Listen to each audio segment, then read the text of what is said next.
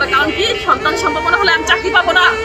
এই যে অনেকে আছেন, অনেকে জিজ্ঞাসা করেন সন্তান ওরা নিজেরাই অপারেশন করেছেন 3 মাসের 4 মাসের, কারণ ওরা চাকরি চায়, ওরা বাঁচতে চায়, আগে লাইফ দেন লিভ। অথচ সন্তান অপারেশন করার পরও 4 বছর পরে ডিক্লারেশন দিয়েছে টোটালি নিয়োগটি বাতিল করা হলো।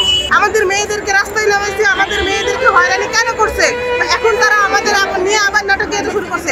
আমরা কোর্টে রিট করছি, কোর্টে থেকে আমাদের রায় দেওয়া হয়েছে যে হচ্ছে রেজাল্ট দেওয়া হোক। তারা কেন কোর্টকে অবমাননা করছে? তারা কেন এখনো রেজাল্ট দিচ্ছে না? কেন প্রার্থীদের হয়রানি করে? তারা যদি এই নিয়োগটি বাতিলই করবে তাহলে কেন তারা সার্কুলার দেয়? আমরা টাকা দিয়ে আবেদন করি না, আমরা শ্রম দেই না।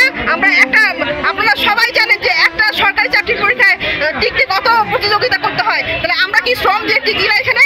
তারা বারবারই ভাবে নিয়োগ বাতিল করে দেয়, আমাদের প্রার্থীদেরকে হয়রানি করে। কেন করে এই হয়রানি? আমরা নারী প্রার্থী বলে আমাদের এই সমাজকে মানে এই নিয়োগের আশায় সাধারণ 621 জন প্রার্থী ম্যাক্সিমামই বিবাহিত, তারা মাতৃত্ব থেকে দূরে ছিল।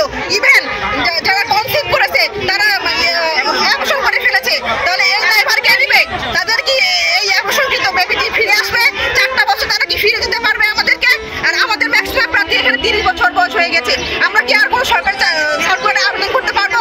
তাহলে আমাদের এখানে দোষটা কোথায়? আমরা সকলে সাধারণ প্রার্থী, আমাদের কোথায় দোষ? তারা স্পষ্ট ইন্ডিকেট করেছেন, নির্দেশ দিয়েছেন যে তারা সন্তান সম্ভাবনা থাকবে, তারা কোনো ক্রমে গর্ভবতী হতে পারবে না।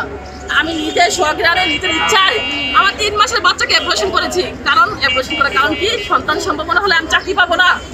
এই যে অনেকে আছেন, অনেকে জিজ্ঞাসা করেন সন্তান ওরা নিজেরাই অপারেশন করেছেন 3 মাসের 4 মাসের, কারণ ওরা চাকরি চায়, ওরা বাঁচতে চায়, আগে লাইফ দেন লিভ।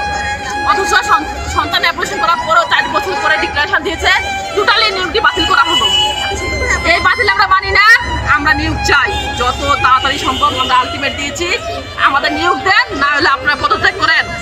আপনারা এসি রুমে বসে বসে দীর্ঘ 4 বছরে একটা নিয়োগ কার্য সম্পন্ন করতে পারতেছেন না। আপনারা দেখেন বিভিন্ন অধিদপ্তর কত দ্রুত কত কারেন্টে কাজ করে, পল্লী বিদ্যুতের পরীক্ষা দেয়, আজকে পরীক্ষা দেয়, আজকে লিখিত পরীক্ষা, কালকে বাইবা, পরের দিন বাইবা দিয়ে পরের দিন নিয়োগ দিয়ে দেয়। আপনারা অন্যান্য অধিদপ্তর থেকে শিক্ষা নেওয়া উচিত। আপনার ইতিহাস কাটিয়ে দেখেন, বারবার ওরা দুর্নীতিতে চ্যাম্পিয়ন, ওরা বারবার নিয়োগ দেয়। 2012 সালে, 2014 সালে, 8 সালে সব নিয়োগ স্থগিত করেছেন। আমাদের মেয়েদেরকে রাস্তায় নামাইছে, আমাদের মেয়েদেরকে হয়রানি কেন করছে? এখন তারা আমাদের নিয়ে আবার নাটক শুরু করছে। আমরা কোর্টে রিট করছি, কোর্টে থেকে আমাদের রায় দেওয়া হয়েছে যে হচ্ছে রেজাল্ট দেওয়া হোক। তারা কেন কোর্টকে অবমাননা করছে? তারা কেন এখনো রেজাল্ট দিচ্ছে না? কোর্ট থেকে আমরা রায় নিয়ে আসছি, তাদের রেজাল্ট দিতে সমস্যা কোথায়? আমাদের প্রশ্ন হচ্ছে তাদের রেজাল্ট দিতে সমস্যা কোথায়? আমাদের একটাই দাবি, আমরা রেজাল্ট চাই।